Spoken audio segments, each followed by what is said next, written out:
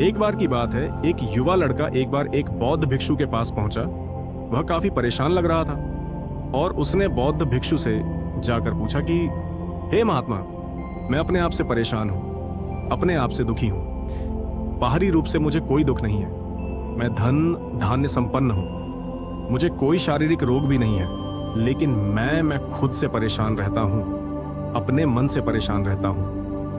अक्सर मेरी बातों को मेरा कोई भी दोस्त गंभीरता से नहीं लेता है और ना ही मेरे परिवार के लोग मेरी किसी बात को गंभीरता से लेते हैं। मैं जो कुछ भी सलाह देता हूं या तो वह उसे मजाक में उड़ा देते हैं या फिर उसे गंभीरता से लेते ही नहीं है। मेरी बातों को कोई गंभीरता से क्यों नहीं लेता है?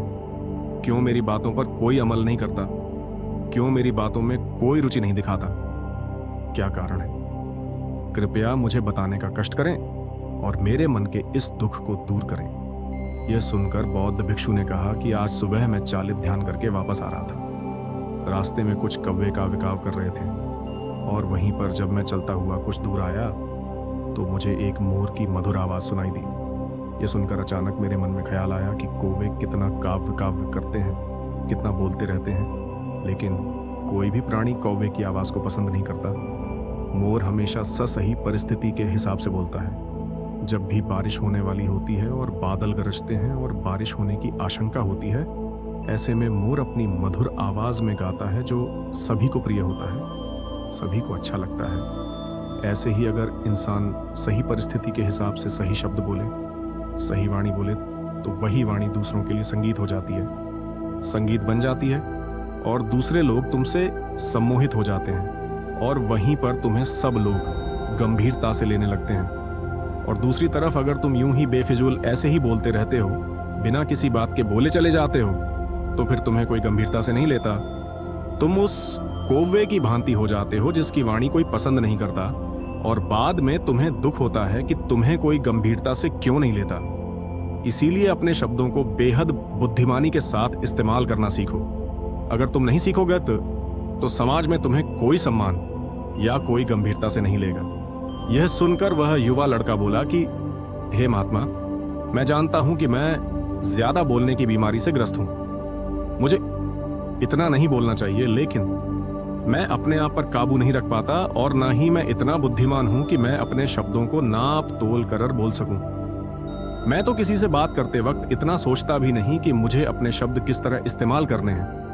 कृपया करके कुछ ऐसी परिस्थितियां बता दीजिए जहां पर मुझे कम बोलना है या फिर बोलना ही नहीं है, हमेशा चुप रहना है। अगर आप मेरा ऐसे मार्गदर्शन कर सकते हैं तो मेरा जीवन आसान हो जाएगा और मुझे ज्यादा दिमाग या अपनी बुद्धि लगाने की भी जरूरत नहीं पड़ेगी। यह सुनकर बौद्ध भिक्षु ने मुस्कुराते हुए कहा कि बेटा, वैसे तो इंसान को हर परिस्थिति में सोच समझकर ही बोलना चाहिए, लेकिन अगर वह हमेशा होश में नहीं रह पाता है, ध्यान में नहीं रह पाता है, मैं तुम्हारे दैनिक जीवन की कुछ ऐसी परिस्थितियां बता रहा हूं जहां पर तुम्हें हमें हमेशा चुप रहना है।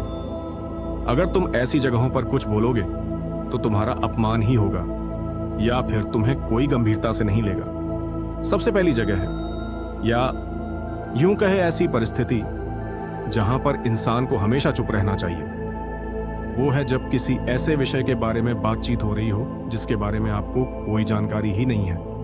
तो ऐसी परिस्थिति में व्यर्थ में बीच में टान अड़ाना, व्यर्थ का ज्ञान देना आपको कुछ पता नहीं है, लेकिन फिर भी आप अपना ज्ञान देने के लिए उत्सुक हैं, तो ऐसी जगह पर आपका अपमान ही होगा। जरा तुम खुद सोचो, जब कोई बीमार आदमी अपनी बीमारी के बारे में चर्चा कर रहा हो और आपको उस बीमारी के बारे में कोई भी ज्ञान नहीं है, लेकिन फिर भी आप व्यर्थ में बेकार में उसे ऐसी ऐसी औषधियां बता रहे हैं जिनका उसकी बीमारी से कोई तालमेल ही नहीं है, तो ऐसे में आप अपनी प्रतिष्ठा अपने हाथों से खो रहे होते हैं और आपको पता ही नहीं होता। ऐसी परिस्थिति में आदमी को हमेशा सुनना चाहिए।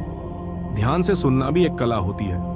अगर आप सुनने का दिखावा करेंगे तो कहीं ना कहीं सामने वाले आदमी को यह एहसास हो जाता है कि यह मेरी बात पूरे ध्यान से नहीं सुन रहा है। इसीलिए जब आपको किसी विषय के बारे में पूरी तरह से जानकारी ना हो तो वहां पर केवल अपने कान लगाना ही ज्यादा महत्वपूर्ण होता है, ज्यादा जरूरी होता है।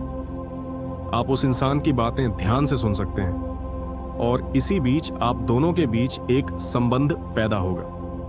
और वह संबंध सच्चा होगा, क्योंकि आपने उसके बात को बड़े ही ध्यान से सुना है और इस बात का पता सामने वाले को भी होता है। तो हम बिना कुछ बोले सिर्फ सुनने मात्र से किसी को अपना मित्र बना सकते हैं। इस बात को हमेशा ध्यान में रखना। दूसरी जगह जहां इंसान को हमेशा चुप रहना चाहिए वह खाना।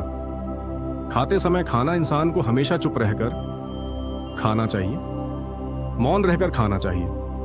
महात्मा बुद्ध और उनके भिक्षु हमेशा चुप रहकर भोजन करते हैं, शांत भाव से भोजन करते हैं, परिपूर्ण होकर भोजन करते हैं, पूरी तरह से करते हैं, एक एक टुकड़े का स्वाद लेकर भोजन करते हैं। और ऐसा भोजन जब आपके शरीर में पहुंचता है तो वह आपके अंग अंग तक ऊर्जा पहुंचाता है।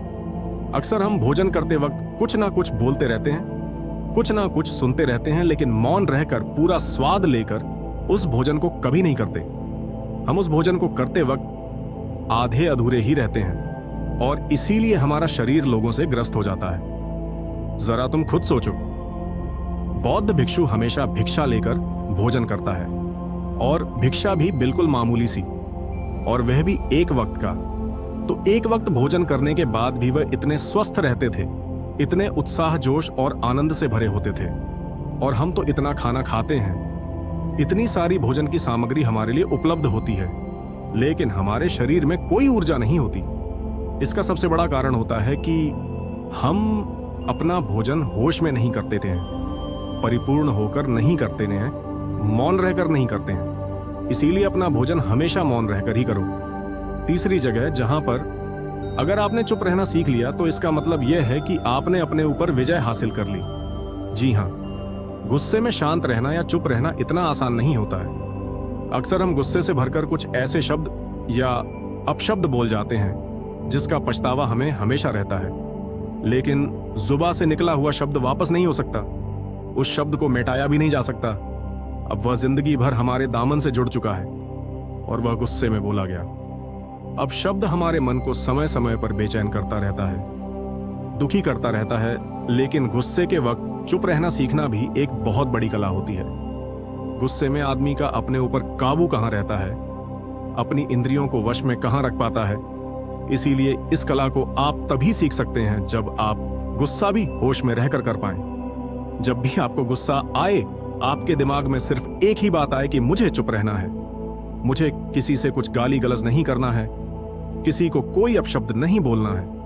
और जब यह विचार गुस्से के साथ जुड़ जाता है और धीरे धीरे यह आदत बन जाता है, तो आप अपने गुस्से को भी काबू में करना सीख जाते हैं। जब भी कभी गुस्सा आए तो किसी को कुछ बोलने की बजाय कुछ शारीरिक व्यायाम करना शुरू कर दो। उछलना, भागना, दौड़ना, जिम करना, कुछ भी। आप ऐसा व्यायाम कर सकते हो जिसमें आपका शरीर थक जाए। आप पाएंगे कि जब आपका शरीर थक जाता है तो आपका मन भी शांत हो जाता है। आपने उस गुस्से की ऊर्जा को एक सकारात्मक रूप दे दिया, और यही बुद्धिमान व्यक्ति की पहचान होती है, जो दूसरों के तानों से भी अपना घर बना लेता है, अपनी कामयाबी के रास्ते निकाल लेता है। वही सच में बुद्धिमान आदमी है। जो जहर को भी दवा बनाकर इस्तेमाल करना सीख जाए, वही असली बुद्धिमान होता है। चौथी जगह जहां आप चुप रहेंगे तो आपके लिए वही सबसे ज्यादा बेहतर होगा जब चार लोग आपस में बैठकर बातें कर रहे हो। कोई बैठक कर रहे हो तो वहां पर जब चार लोग बात कर रहे होते हैं तो चारों लोग एक साथ तो बात कर नहीं सकते। एक बार में एक व्यक्ति बोलेगा और तीन सुनेंगे, तभी वह बैठक कामयाब हो पाएगी, तभी वह चर्चा सही रूप में आगे बढ़ पाएगी। लेकिन अगर कोई आदमी ऐसा बैठा हुआ है जो बीच में ही दूसरे की बात काट कर अपनी बात को ऊपर रखना चाहता है, तो ऐसे में वह चर्चा या वह बैठक आपको कहीं नहीं पहुंचाएगी और चारों लोगों के बीच आप सबसे मूर्ख कहलाओगे। अगर आपको अपनी बात कहनी है तो सामने वाले को अपनी बात पूरा करने दो, उसके बाद अपने विचार रखो। यही एक भद्र पुरुष या फिर कहे अच्छे आदमी की पहचान होती है। और आखिरी जगह, अगर हमारे माता पिता हमें कुछ कह देते हैं, हमारे बड़े बुजुर्ग हमें किसी बात पर डांट देते हैं या हमें थप्पड़ भी मार देते हैं, तो ऐसी जगहों पर आपका चुप रहना ही उनके प्रति सम्मान दिखाएगा, उनके प्रति आदर का भाव व्यक्त होगा। अगर आप उनके सामने उनका विरोध कर देते हैं, उनका प्रतिरोध कर देते हैं, तो वह गुस्सा तो थोड़ी देर बाद शांत हो जाएगा, लेकिन वह कही गई बात, वह विरोध किया हुआ शब्द या फिर कुछ भी उल्टा सीधा हमेशा आपके मन को सताएगा। और आपके माता पिता को हमेशा यही लगेगा कि ये हमारी इज्जत नहीं करता, हमारी बात नहीं मानता, क्योंकि ये कमाने लग गया है, ये बड़ा बन गया है।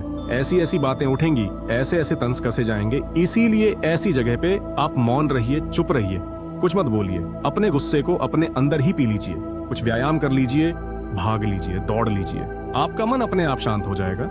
आखिर में बौद्ध भिक्षु ने अपनी बात को खत्म करते हुए कहा कि कम शब्दों में अपनी भावनाओं को उतारना सीखो। शब्द हथियार की तरह होते हैं। बोलो तो होश में बोलो, ध्यान में बोलो, जीवन शैली ऐसी बना लो कि आप जब भी बोलो पूरे होश में रहकर बोलो, पूरे आनंद के साथ बोलो, पूरे प्रेम के साथ बोलो। ऐसी वाणी बोलो जो दूसरे के दिल को ठंडक पहुंचाती हो, दूसरे के मन को भी शांत कर देती हो। और वह तभी संभव है जब आप प्रतिपल होश में रहकर बोलेंगे। इसके बाद वह युवा लड़का बौद्ध भिक्षु के सामने नतमस्तक हो गया और उनको प्रणाम करते हुए अपने घर वापस लौट गया। उम्मीद करता हूं कि यह कहानी आपको जरूर पसंद आई होगी। पसंद आई हो तो अपने दोस्तों के साथ शेयर जरूर करें, और चैनल पर नए हैं तो चैनल को सब्सक्राइब जरूर करें ताकि वीडियो आपके पास पहुंच पाए। नमो बुद्धाय।